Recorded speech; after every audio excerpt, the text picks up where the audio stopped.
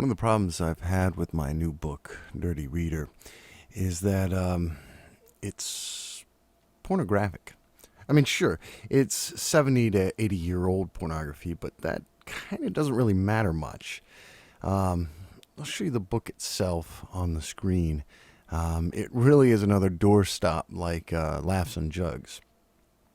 And I'm going to also show you some of the process. Now, I've sped it up about 300% as scanning each page takes about 30 seconds each, more or less. That's about 5 hours of continuous scanning. That is, if everything went smoothly, and it doesn't. I've had to blur out some of the video here for obvious reasons. Displaying the illustrations contained in these booklets would be against the terms of service in YouTube and possibly get my account suspended. Anyway, once the scanning is completed, I have to then go rotate and crop every single page, and it takes about as much time as the scanning. Once I have the near 600 scans cropped and aligned, then I need to adjust the contrast for each image so that it will print solidly in the book. I'm able to automate this to some degree, but I do need to go back over the pages and look for wayward noise that I can delete, etc. From here, I'm just going to read the description that I've written to elaborate on the contents. Well, since I wrote it, and why reinvent the wheel? In The Dirty Reader, you will find some of the worst erotic writing, coupled with the editing of someone who has to have been illiterate, illustrated by the lousiest photography and printed in the cheapest manner possible to be sold from under the counter and hidden away or tossed out with little ceremony. This describes the production, distribution, and consumption of what have only been known as readers, and very little is known apart from that. Published randomly around the 1930s and 40s, though dating them with any precision is impossible.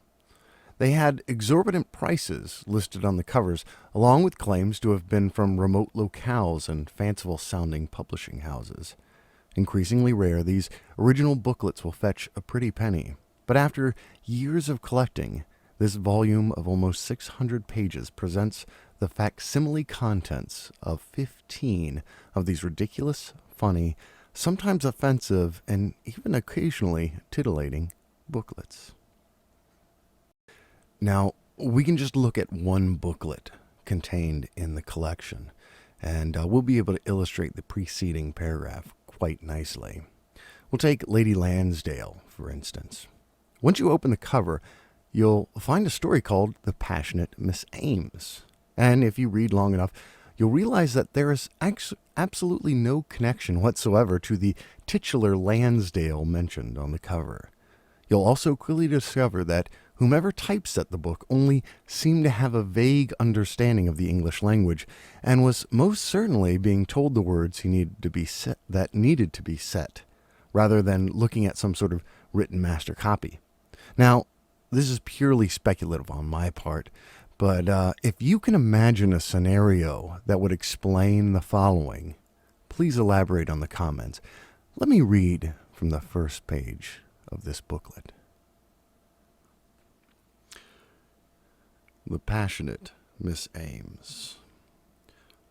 The Rama planted a kiss on her ruby lips and guided her hand under his robe and placed it on his huge shaft. See, now, this is exactly what I'm talking about. Shaft is not an English word. Although there are some entries in the Urban Dictionary, we know they're referring to a shaft here. Also, did he really plan a kiss? Nevertheless, I will continue and I will try to get through this as straight as possible.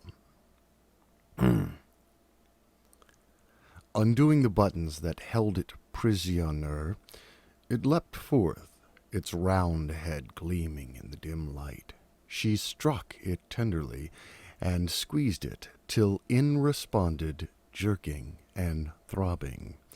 Lowering her face, she passed her moist, clinging lops over its circumference.